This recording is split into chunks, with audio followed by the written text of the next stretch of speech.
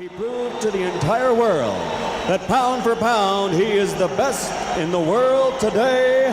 Ladies and gentlemen, from Norfolk, Virginia, presenting the former undisputed lightweight champion, the former junior welterweight champion, and the current WBC welterweight champion of the world, Pernell, Sweet Pea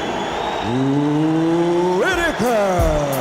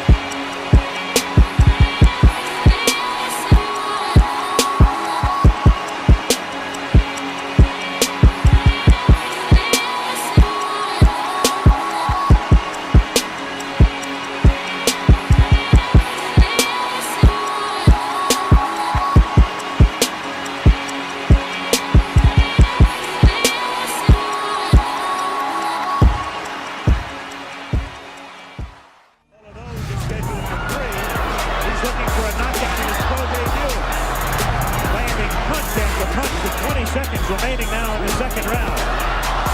Polo really staggered. Takes another left hand. This may do it, and that will do it. Scheduled for 6. One left hand, and that sent them reeling and into the rope. And Parker backing up, right, followed by a left. Held up by the ropes, took the mandatory 8 count. Senegal is staggered. Senegal barely knows where he is right now. A left to the body, another left. Down he goes, and this one could very well be stopped right now. There's that pesky gem. The most exciting fighters to come along in a long time. 20 seconds left. He is out. And it was just a quick knockdown, but it was the third knockdown in the state of Georgia. 3 knockdowns in a round. It's over, and there it was. As both Lou Duva and good right hook, and he's down. Watch Mayweather miss, and Whitaker come up firing with a right hook. Ducked under a punch. The left put him down, but it was the right hook that started it. Rocky Lockridge. Mayweather's been down 4 times in his career. He's been hurt numerous other times. There's a shot in the second round. What courage by Suntak. Tough to understand his strategy, unless it's just a... And there, a solid blow from Whitaker. Watch for the left hand. Boom, right there. Perfectly timed. Lamelli still trying, but boom, an inside counter left hand just collapsed him. March into this a testing fight. A testing few seconds. Did a Matamaro, a somersault. Another look. The right set up the overhand left. Whitaker to a kick. Oh, what a left hand by Whitaker! And he takes advantage with 4 more straight lefts. Arthur McCanny watching. And it's over. He was helpless there on the ropes. He couldn't escape, and he wasn't returning any fire. Stopping right there would have been okay. That's okay. That would have done. That would have been nice. I think Arthur would like to have that one back. He'll never be able to fight a fight or with someone again like that. This guy was quicker than any fighter he's ever going to get in the ring with. Whitaker, having just been examined by the doctor, prepared to step up from the chair and surrender it to Mayweather. Mayweather, stepping in from behind, began to talk to Whitaker, and in a few seconds, push came to shove as Whitaker lashed out with a shot to Mayweather's chest. Mayweather attempted to retaliate. The stage is set. Referee now, Mayweather tries. Pernell Whitaker, as soon as he saw Mayweather try to pull up his trunks, now the referee's calling time. Pernell Whitaker pulled out his trunks there. This is funny. Holding and hitting, the referee comes in. Oh, he got hit with the left. Chris Wallison took a terrific left-hand shot.